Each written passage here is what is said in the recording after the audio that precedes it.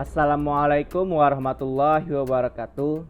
Nama saya Muhammad Didik Cendiky Hasibuan dengan NIM 11920714492 dari kelas Ilmu Hukum F semester 4. Baiklah, pada video kali ini saya akan menjelaskan tentang hubungan hukum, HAM, dan demokrasi. Sebelum masuk ke hubungannya, mari kita ketahui tentang pengertian masing-masing tersebut. Pertama, hukum. Hingga saat ini belum ada kesepahaman dari para ahli mengenai pengertian hukum. Telah banyak para ahli dan sarjana hukum yang mencoba untuk memberikan pengertian atau definisi hukum, tetapi belum ada satupun yang mampu memberikan pengertian hukum yang dapat diterima oleh semua pihak. Namun dapat kita tarik kesimpulan dari penjabaran ahli-ahli hukum, hukum adalah seperangkat peraturan yang dibuat oleh penguasa yang berwenang, yang berisikan perintah dan larangan, bersifat memaksa, serta memiliki sanksi tertentu jika melanggarnya. Yang kedua, HAM. HAM adalah sebuah konsep hukum dan normatif yang menyatakan bahwa manusia memiliki hak yang melekat pada dirinya, karena ia adalah seorang manusia. Hak asasi manusia berlaku kapan saja, di mana saja, dan kepada siapa saja, sehingga sifatnya universal. HAM pada prinsipnya tidak dapat dicabut. Hak asasi manusia juga tidak dapat dibagi-bagi, saling berhubungan, dan saling bergantung. Hak asasi manusia biasanya dialamatkan kepada negara, atau dalam kata lain, negaralah yang mengemban kewajiban untuk menghormati, melindungi, dan memenuhi hak asasi manusia, termasuk dengan mencegah dan menindaklanjuti pelanggaran yang dilakukan oleh swasta. Yang ketiga, demokrasi. Kata ini berasal dari bahasa Yunani, demokratia, yang berarti kekuasaan rakyat, yang terbentuk dari demos, rakyat, dan kratos, kekuatan atau kekuasaan. Demokrasi adalah bentuk pemerintahan di mana semua warga negaranya memiliki hak setara dalam pengambilan keputusan yang dapat mengubah hidup mereka. Demokrasi mengizinkan warga negara berpartisipasi baik secara langsung atau melalui perwakilan dalam perumusan, pengembangan, dan pembuatan hukum. Demokrasi mencakup kondisi sosial, ekonomi, dan budaya yang memungkinkan adanya praktik kebebasan politik secara bebas dan setara.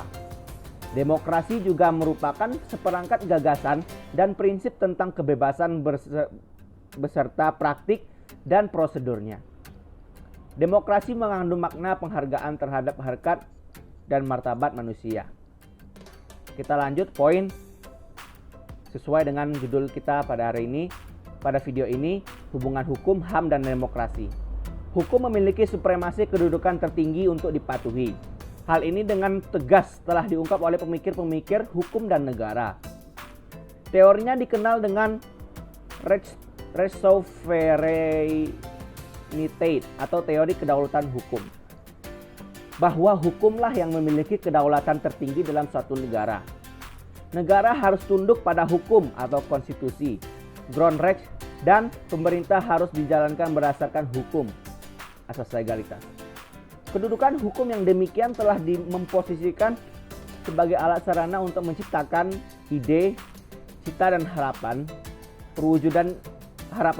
perwujudan nilai-nilai keadilan kemanusiaan.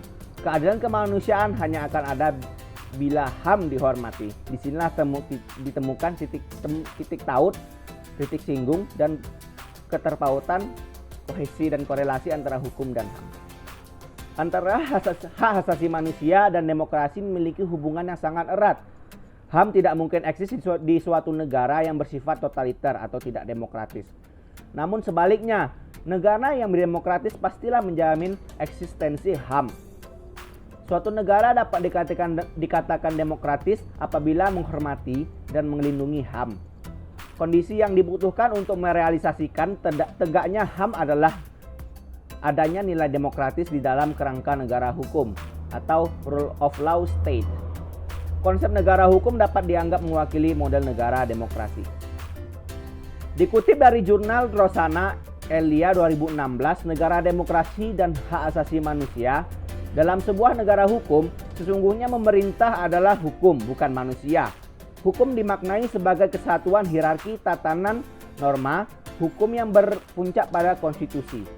Supremasi konstitusi tersebut merupakan konsekuensi dari konsep negara hukum, sekaligus merupakan pelaksanaan demokrasi karena konstitusi adalah wujud perjanjian sosial tertinggi.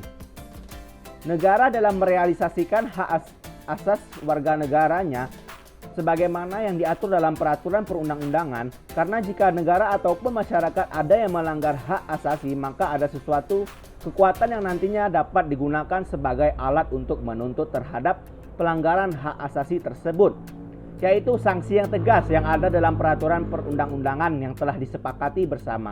Dalam pembukaan maupun batang tubuh Undang-Undang Dasar 1945 secara tegas menyebutkan adanya prinsip demokrasi dan pengakuan serta pelindungan hak asasi manusia, merupakan bukti bahwa negara Indonesia menganut prinsip negara hukum. Ibarat sekeping uang, maka prinsip demokrasi merupakan salah satu sisi dari mata uang tersebut dan prinsip negara hukum merupakan sisi sebelahnya. Keduanya memiliki hubungan yang saling bergantung karena demokrasi tidak akan terlaksana tanpa negara hukum dan negara hukum tidak akan tegak tanpa adanya demokrasi. Begitu juga adanya pengakuan dan perlindungan atas hak asasi manusia atau hak asasi warga negara oleh pembukaan dan batang tubuh Undang-Undang Dasar 1945 merupakan bahwa negara Indonesia menganut negara hukum dan demokratis. Sebab secara sosiolegal dan sosiokultural adanya konstitusi itu merupakan konsekuensi dari penerimaan prinsip negara hukum dan demokrasi. Sekian dari penjelasan saya. Apabila ada kekurangan, saya mohon maaf. Saya akhiri. Assalamualaikum warahmatullahi wabarakatuh.